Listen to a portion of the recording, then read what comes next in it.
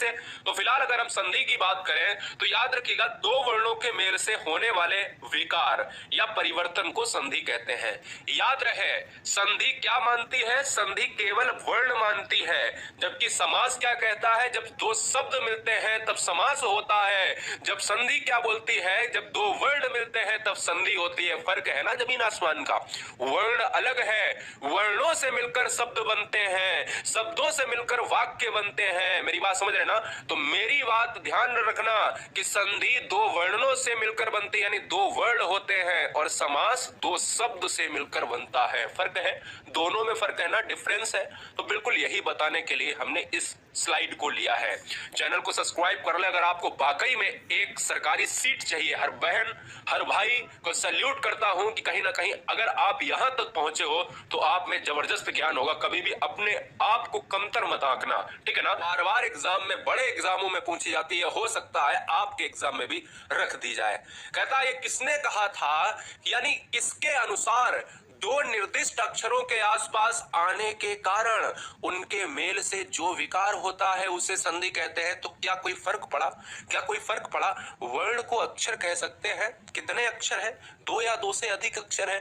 जब दो निर्दिष्ट अक्षर आसपास आने का कारण मतलब है कि भैया मिलाप होगा और उनसे उत्पन्न होगा जो विकार, वही है संधि। तो कुल मिलाकर जो निचोड़ निकल रहा है यहां पर, संधि क्या है? दो वर्णों से, दो अक्षरों से मिलकर बना है। यह कामता प्रसाद गुरु ने कहा है ऐसा।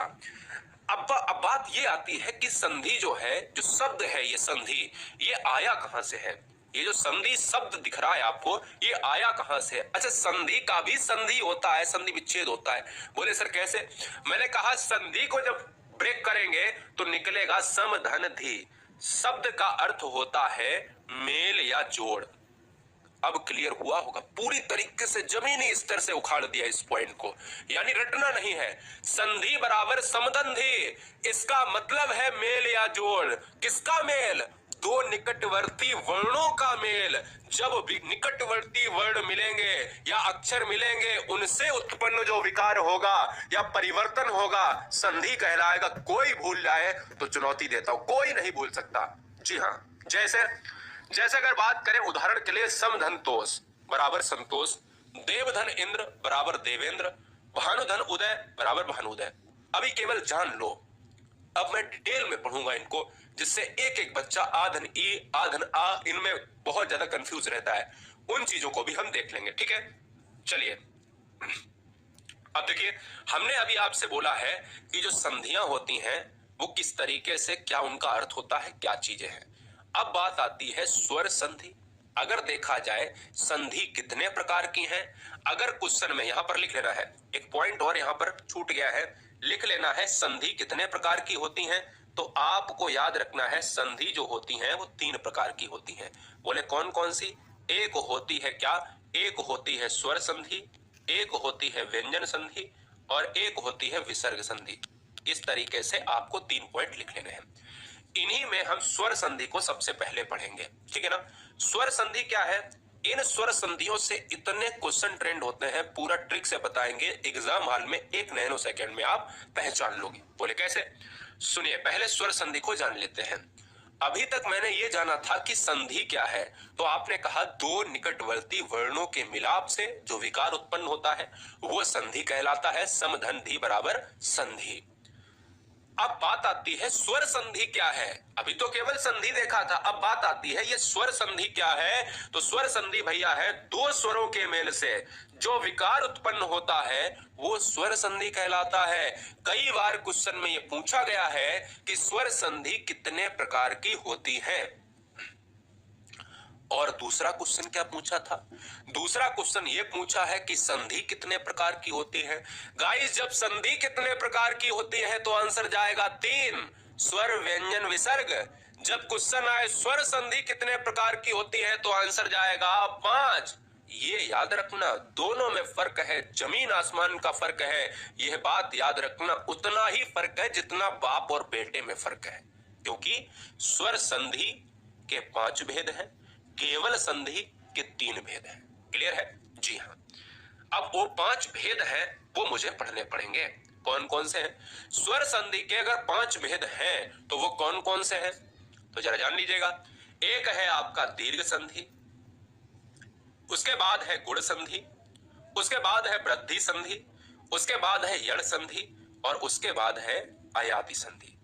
उम्मीद करते हैं यह 5 प्रकार की संधि भूलेंगे नहीं। अब बात आती है इनको पहचाने कैसे। पहचानने की ऐसी ट्रिक है, आपको परेशानी होती है। जैसे मैंने इस वीडियो के स्टार्ट करने से पहले मैंने आपसे क्वेश्चन पूछा था कि महर्षि में कौन सी संधि है।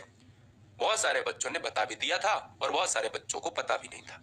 आज नहीं भूलेंगे आप। यानी स्वर संधि 5 प्रकार की होती है। कौन कौन सी होती है? यानी दीर्घ, गुण, वृद्धि, यण और आयाति। अब बात आती है कि इस दीर्घ संधि को किस तरीके से पढ़ा जाए, तो अपने कलम से लिख लीजिएगा कि दीर्घ संधि क्या है, किस तरीके से एग्जाम हॉल में हम इनको पहचाने। तो सबसे पहले इसका रूट वर्ड देखिए, अधूरा ज्ञान खतरनाक होता है। अधूरा ज्ञान खतरनाक होता है दोस्तों। तो सबसे पहले रूट वर्ड को पहचानो। रूट वर्ड क्या है? दीर्घ माने क्या होता है? दीर्घ माने होता है बड़ा। ठीक है। दीर्घ संधि क्या कहती है कि दो समान स्वर मिलकर दीर्घ हो जाते हैं। ऐसा नहीं कहा है दो दीर्घ स्वर मिलकर, ऐसा कहा है दो समान स्वर मिलकर दीर्घ बन जाए। अगर जब दो समान स्वर मिलकर दीर्घ बन जाए तो दीर्घ संधि कहलाती है। बोले कैसे? यदि आ और आ, ई और ई, उ और उ के बाद बे ही लघु, यानी आ के बाद आ जाए, बड़ा आ के बाद आ जाए बड़ा ही, ई के बाद बड़ी ई आ जाए या छोटी ई आ जाए, बड़ी ई के बाद बड़ी ई। मतलब कहने का है कि ये जितने अक्षर दिख रहे हैं इनके बाद यही चीजें रिपीट हो जाए तो समझ लो ये क्या हो जाते हैं, दीर्घ संधि बन जाते हैं। आ, ई, उ बड़े हो जाते हैं। जैसे जैसे उदाहरण ले लेते हैं, समझ में आएगा। जैसे अगर मैं आपसे बात कर देता हूं कि अन्ना भाव में कौन सी संधि है, यही तो पूछता है एग्जाम में, अन्ना भाव में कौन सी संधि है। तो आप जब तोड़ोगे, इनको ब्रेक करोगे तो आंसर ये आएगा कि अन्न धन आभाव बराबर अन्ना भाव। लेकिन ये बना किससे है? मैंने कहा निकटवर्ती समान दो स्वर, समान दो स्वर होते हैं तो इनसे मिलकर जब एक दीर्घ बन जाता है तो ये अन्ना भाव यानी दीर्घ संधि का उदाहरण है। अगर आ धन आ बराबर आ बड़ा हो जाए, दीर्घ हो जाए तो वह दीर्घ संधि का उदाहरण होगा। और ट्रिक क्या है, साथ में ट्रिक भी बता दे तो ट्रिक का स्टार लगाकर लिख लो। जब किसी शब्द को एग्जाम में पूछा जाए कि ये बताओ कि भोजनालय में कौन सी संधि है, अन्ना भाव में कौन सी संधि है, ये तो मैं आपको नियम बता दिया, तो आप देखते ही देखते 1 नैनो सेकंड में अगर आंसर लगाना चाहते हो तो याद रखना बीच वाला अक्षर अगर बड़ा है, ये बीच वाला अक्षर में अगर बड़ा डंडा लगा है, बड़ी ई की मात्रा है, बड़ा ऊ का मात्रा है, तो याद रखना है दीर्घ माने क्या होता है? बड़ा है। और अगर बड़ा आ का डंडा है, बड़ी ई की मात्रा है, बड़ा ऊ का मात्रा है, तो समझ लेना बीच वाले अक्षर में समझ लेना, आंख बंद करके दीर्घ लगा देना, क्योंकि दीर्घ माने बड़ा और बड़ा ही होना चाहिए। जैसे आपको दिखा भी देते हैं, जैसे भोजनालय में आ धन आ बराबर आ हुआ है यानी दीर्घ हो गया है। भोजन धन आले बराबर भोजनालय, संधि कौन सी हो जाएगी? दीर्घ संधि। आगे बात करें, अगर आपको नहीं समझ में आ रहा तो आपको ई वाला और ऊ वाला एक पार्ट और दिखा देते हैं। जैसे क्वेश्चन में कई बार पूछा गया है गिरीश में कौन सी संधि है, तो मैंने कहा बीच वाले अक्षर को देखो और अगर बड़ी मात्रा है, चाहे वो बड़ी मात्रा आ की हो, चाहे वो बड़ी मात्रा ई की हो, चाहे वो बड़ी मात्रा ऊ की हो, बीच वाले अक्षर में अगर मात्रा बड़ी है तो संधि क्या होगी? दीर्घ होगी। ये ट्रिक है। अब जैसे अगर बात करें रूल की, तो गिरीश में अगर देखा जाए छोटी ई बराबर बड़ी ई बराबर क्या हो जाता है? दीर्घ हो जाता है। यानी समान स्वर जब मिलते हैं तो वो दीर्घ संधि होती है, यानी गिरीश हो जाएगा। दोनों तरीके से आप समझ सकते हो। जैसे गिरीन्द्र है, तो जैसे गिरीन्द्र है वैसे ही गिरीश में जो ट्रिक लगी है वही लगा लो आप। गिरीन्द्र में क्या है? इसमें भी बड़ी मात्रा है, इसमें भी बड़ी मात्रा है। महेंद्र में क्या है? इसमें भी बड़ी मात्रा है। बीच वाले अक्षर में अगर बड़ी मात्रा है, बड़ा माने दीर्घ, बड़ी माने दीर्घ, कुछ भी कह सकते हो, तो दीर्घ संधि होगी। क्लियर है? एक और ले लेते हैं भाई, ऊ वाला भी ले लेंगे। रजनीश की बात करें, रजनीश में भी अगर आप देख रहे हो मात्रा है ना, रजनीश की बात करो तो आप यहां से देख सकते हो ई धन ई बराबर ई, यानी कुल मिलाकर एक समान स्वर है। समान स्वर जब मिलकर दीर्घ स्वर बन जाते हैं तो वहां पर दीर्घ संधि होती है। कोई डाउट नहीं, एनी डाउट? No doubt. चलो अगर समझ में नहीं आया, बड़ा आ का समझा दिया, बड़ी ई की समझा दिया, अब आप कहो सर ऊ का भी समझा दो, तो लो भैया।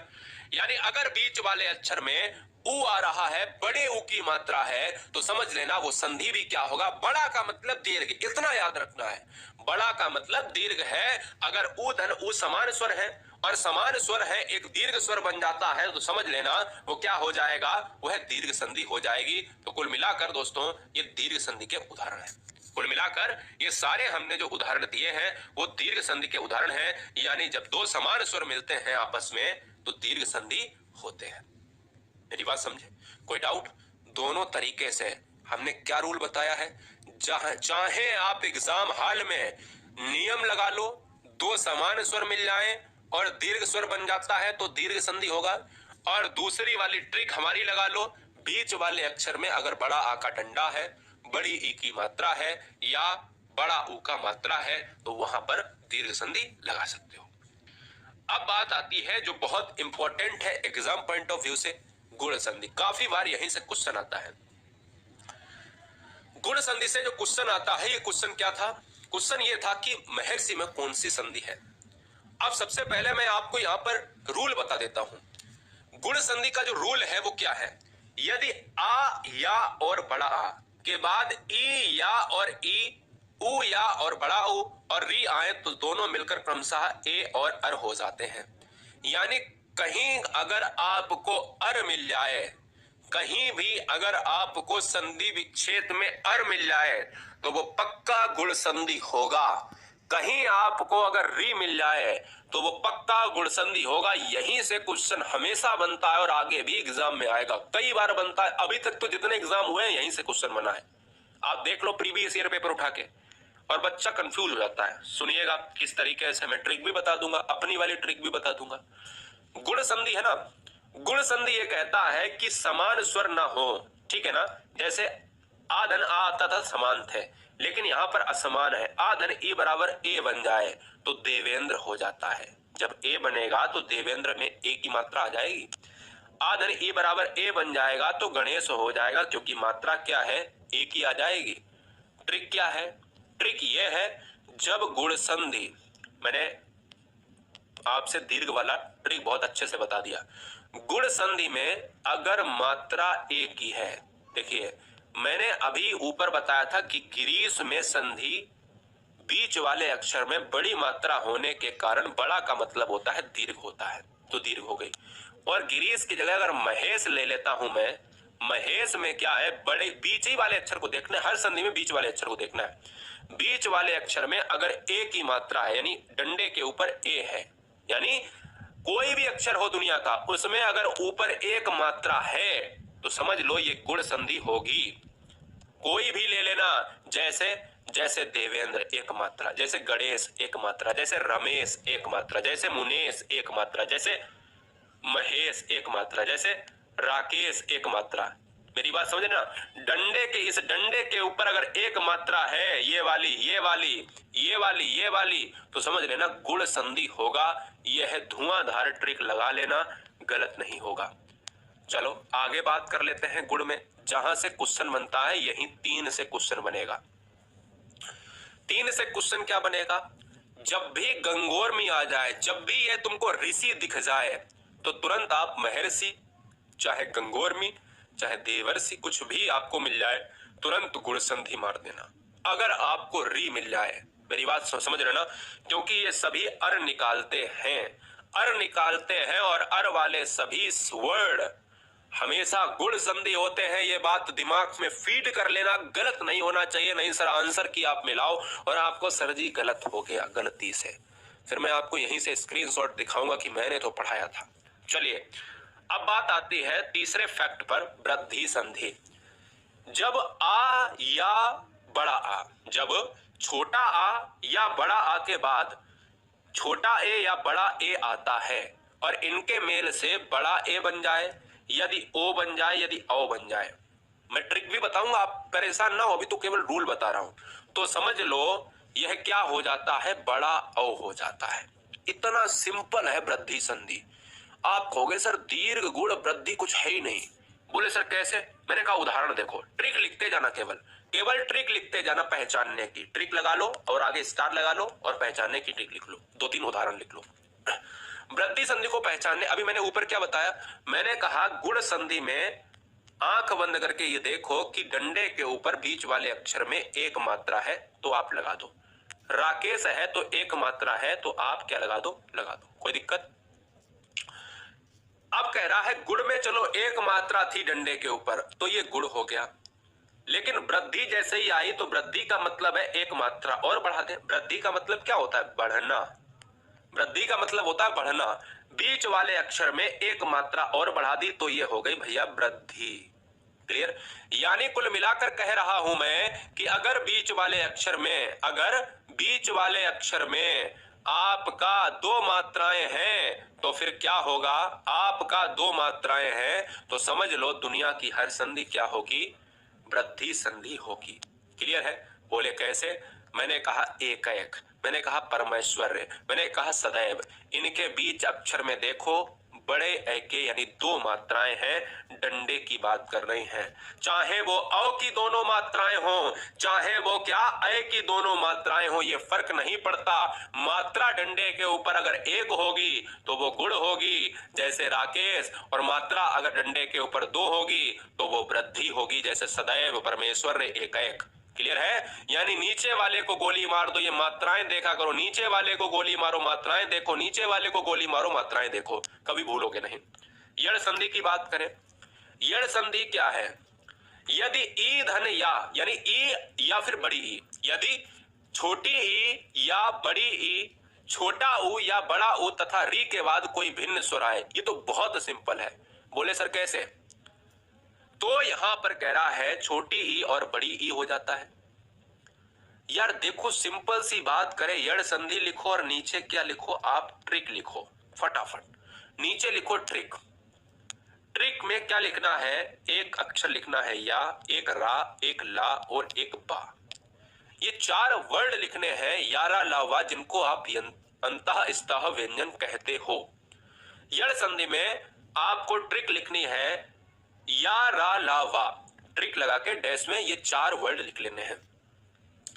और वहां पर अगर आपको मिल जाता है, वहां पर क्या लिखना है, यदि, यदि या रा ला वा में, यानी केवल चार ही वर्ड आपको याद रखने हैं यड़ संधि में। यड़ संधि जो पढ़ रहे हो ना, ट्रिक में क्या लिखना है, या रा ला वा। यह वर्ड या इन वर्णों पर कोई शब्द आधा लटका है, अपनी देसी भाषा में लिख दो भैया। यदि इन चार वर्णों पर कोई भी वर्ड आधा लटका है तो समझ लो वो संधि यड़ संधि होगी। बोले कैसे? मैंने कहा देखो अत्यधिक, अत्यधिक में यहां पर ता लटका है, मैंने कहा इत्यादि, मैंने कहा देखो यहां पर ता लटका है, मैंने कहा नध्यागम, और यहां पर दा पर यानी या पर दा लटका है, ध्यान से देखो नध्यागम, तो आपका बनता है नदी धन आगम, है ना, नदी धन आगम, यानी या पर क्या लटका है, दा लटका है, या पर दा लटका है। जैसे या पर ता था तो ता यहां पर आया, ऐसे ही या पर क्या है, दा है तो दा यहां पर आएगा। कुल मिलाकर स्वागत ले लेता हूं, यारा लावा, अत्यधिक ले लेता हूं, इत्यादि ले लेता हूं, ऐसे तमाम वर्ड जो या रा ला और वा, इन पर कोई आधा वर्ड है अगर, तो वो क्या होगी, संधि यड़ संधि होगी। दिमाग में फीड कर लेना, फीड कर लेना भैया दिमाग में। आगे बात करेंगे हिंदी संधि में दोस्तों। हिंदी संधि के अगले पार्ट पर दोस्तों यहां पर चलेंगे। लास्ट है स्वर का पांचवा भेद, आयादी संधि। लास्ट है स्वर का पांचवा भेद, आयादी संधि। बोले कैसे? मैंने कहा सुनो, मैंने कहा सुनो भैया। आयादी संधि बहुत सिंपल है। बोले सर कैसे सिंपल है? आप तो सभी सिंपल की बात कर रहे हो, बिल्कुल सिंपल है। जब टेस्ट लगाएंगे तो मजा आ जाएगा। अगर इस वीडियो को अगर आपने नहीं देखा तो हिंदी के आप 2 से 3 नंबर भूल ही जाओ कि एग्जाम में कर पाओगे। अब आप कहोगे सर मैं तो कर लूंगा, भाई संधि विच्छेद आएगा तो पक्का कर लोगे, लेकिन ये किसने कह दिया कि संधि विच्छेद ही आएगा? और अगर ये कह दिया कि भाई ये बताओ कि महर्षि या देवर्षि में संधि आ गई, या मैं कह देता हूं कि इत्यादि में अगर संधि आ गई, तो जो बच्चा पढ़ा नहीं होगा तो बिल्कुल नहीं मार पाएगा। तो अब तो क्वेश्चन ऐसे ही पूछता है कि इसमें बताओ कौन सी संधि है, स्वर है, दीर्घ है, गुण है या वृद्धि है, एक में कौन सी है, सदैव में कौन सी है, मतैक्य में कौन सी है ना। अयादि संधि को पढ़ने के लिए बहुत सिंपल है। अयादि संधि की बात करें, यदि ए और या यानी बड़े ए छोटे ए के बाद, या ए की बात कर रहा है, बड़ा ए है, यानी छोटा ओ या फिर है बड़ा ओ के बाद कोई भिन्न स्वर आए तो वो क्या बन जाता है, ए का ए हो जाता है और बड़े ए का आय हो जाता है और ओ का अब और औ का अब हो जाता है। बोले सर कैसे?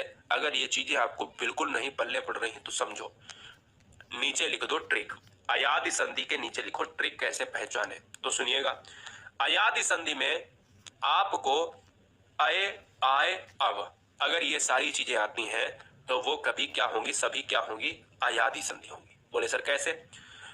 हमेशा याद रखिएगा अयादि संधि में कितने अक्षर हैं? अयादि संधि में है 3 अक्षर। और आप इधर देख रहे होगे हर संधि में भी कितने अक्षर हैं, 3 अक्षर। तो 100% में 99% तो आप ऐसे ही अपने आंसर को लगा सकते हो कि जब भी कोई 3 अक्षर वाली संधि है तो वो कौन सी होगी, अयादि होगी। नायक, नयन, पवन, पावन, पावक, कुछ भी मिल जाए, गायक, गायिका, ये सारे 3 अक्षर के अगर है संधि तो आपको अयादि संधि के उदाहरण पूरी तरीके से ठोक देना है एग्जाम हॉल में। कोई समस्या? कोई समस्या बताइए, पावक को हो जाएगा, कोई भी दिक्कत नहीं है, कोई डाउट नहीं है। एक बार हम रिवीजन और कर लेते हैं फटाफट ट्रिक का, फटाफट रिवीजन करते हैं 2 मिनट के अंदर। देखिए दीर्घ संधि में मैंने क्या ट्रिक बताई थी, दीर्घ संधि में मैंने ट्रिक ये बताई थी कि जब शब्दों के बीचों बीच में बड़ा आ आता है, बड़ी ई आती है या बड़ा ऊ का डंडा आता है, मतलब मात्रा अगर बड़ा है, बड़ा का मतलब होता है दीर्घ, तो यानी बड़ा का मतलब दीर्घ है तो दीर्घ होगा यानी बीच वाले अक्षर में, बीचों बीच का मतलब होता है ये वाले पॉइंट, है ना।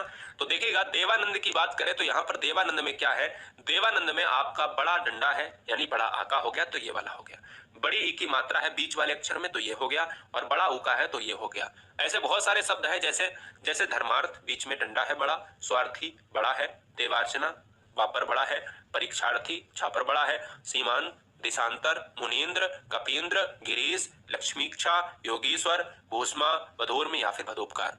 तो कुल मिलाकर तीनों चीजें अगर हैं, इन तीनों की बड़ी मात्रा है तो वो दीर्घ संधि होगी। फटाफट आगे बढ़ेंगे गुण संधि।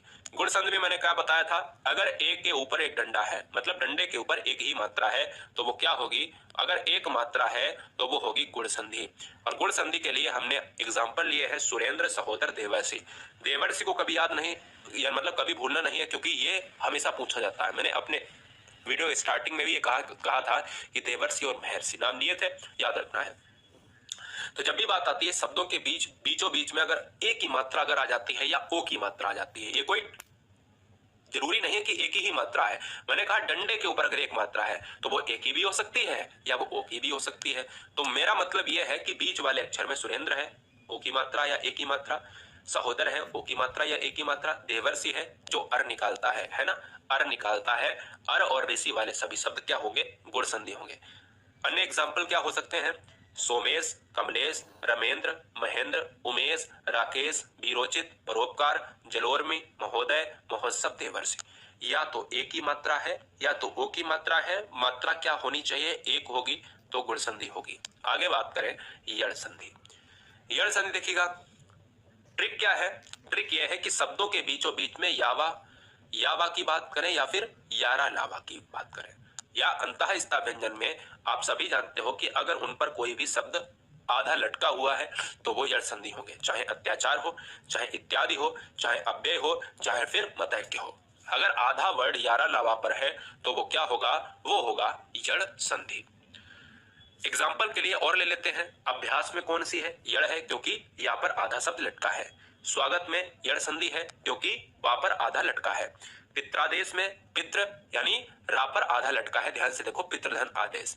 मात्रादेश में भी रा पर आधा लटका है, ता, ठीक है ना। मात्राज्ञा पर क्या है, जब त्रा होता है वो किससे बनता है, अरे ताधन रा से बनता है, तो रा पर आधा लटका है ता। मेरी बात समझ रहे ना। तो जितने त्रा वाले हैं ये सभी क्या है, ये सभी आपके चले जाएंगे किसमें, यण संधि के अंदर, ठीक है ना। चलिए वृद्धि संधि का ट्रिक देख लेते हैं। वृद्धि संधि में क्या है, बड़ा औ, मैंने कहा अगर एक मात्रा है तो गुण संधि है, अगर एक मात्रा बढ़ गई है तो बढ़ने को हम कहेंगे वृद्धि, ठीक है ना। तो हमने कहा बड़ा ओ है या फिर बड़ा ए आता है, बड़ा ए को हम ऐसे भी लिख सकते हैं या हम ऐसे भी लिख सकते हैं। जैसे सदैव में देखिएगा, सदैव में आपका क्या हो जाता है, बड़ा मात्रा है, यानी बड़ा का मतलब है कि अगर एक मात्रा महेश में थी तो गुण है, और सदैव में थी तो ये क्या हो जाएगी, ये हो जाएगी वृद्धि संधि हो जाएगी। क्लियर है। अगर महोषधि में देखें तो औ की मात्रा है तो कुल मिलाकर औ या फिर ए नहीं देखना है, डंडे के ऊपर दो मात्राएं हैं। महोषधि को अगर मैं नीचे से काट दूं तो ध्यान दीजिएगा, महोषधि को मैं अगर नीचे से काट दूं तो ध्यान दीजिएगा, ये क्या है, दो मात्राएं दिख रही हैं, ऊपर दिख रही है ना, तो दो मात्राएं हैं वृद्धि। अन्य एग्जाम्पल क्या हो सकते हैं, एक एक दो मात्राएं, ऊपर लोकेशन दो मात्राएं, मतैक्य दो मात्राएं, धनेश्वरे दो मात्राएं, महेश्वरे दो मात्राएं, रमेश्वरे दो मात्राएं, बनौषधि दो मात्राएं, दंत्योष्ट दो मात्राएं, ठीक है ना। बहुत बढ़िया। लास्ट का बचता है अयादि संधि। अयादि संधि का मतलब होता है कि शब्दों के बीचों बीच या और भा आता है, या और भा आता है, नैन हो, पवन हो, पावक हो, गायक हो, कुछ भी हो, अगर या भा आता है। दूसरी ट्रिक क्या है कि ये सभी शब्द लगभग 99% तीन अक्षर के होते हैं और तीन अक्षर की ही